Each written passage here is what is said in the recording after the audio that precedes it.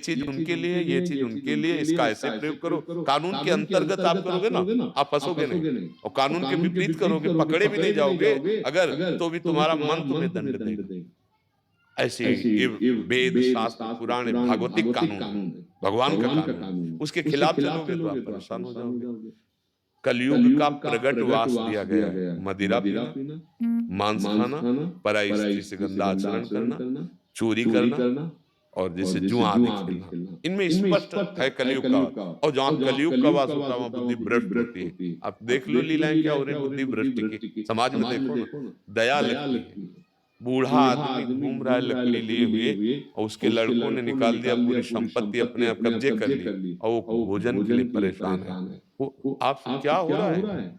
अरे इनकी सेवा करने से भगवान प्रसन्न हो जाते। इन्हीं की कमाई हुई संपत्ति इनको, इनके सुख में लगा देते तो तुम पूरे जीवन के लिए इनका आशीर्वाद प्राप्त कर। बुद्धि भ्रष्ट हो गई है। बूढ़ी माँ है, उसको कष्ट दिया जा रहा है। छोटी छोटी बातों में परिवार में विद्रोह पैदा हो रहा है, समाज में एक दूसरे के प्रति हिंसा। क्या हुआ?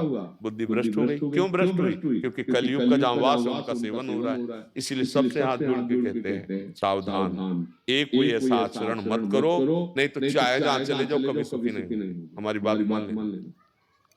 गंदे आचरण करो, पापाचरण करो और सोचो कि हम किसी साधु महात्मा के पास चले जाएं तो दे लेके आशीर्वाद।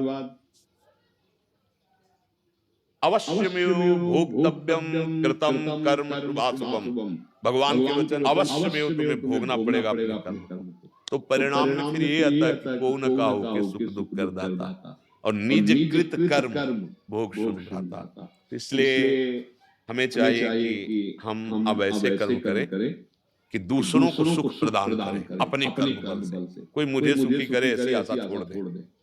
हम अपने भजन बल से, अपने अच्छे आचरण से हम ऐसे उठे कि लाखों को सुख पहुंचाएं, अपने परिवार को क्या, हम पूरी समाज को सुख पहुंचाएं। समाज के हेतु हमारा, राष्ट्र के हेतु हमारा प्राण विसर्जन हो गया काम। परहित सरिस धर्म नहीं भाई। अगर हम दूसरों को सुख देने की बात सोच ले, इससे बड़ा कोई धर्म नहीं। किसका प्रश्न था? आपको समझ में आया?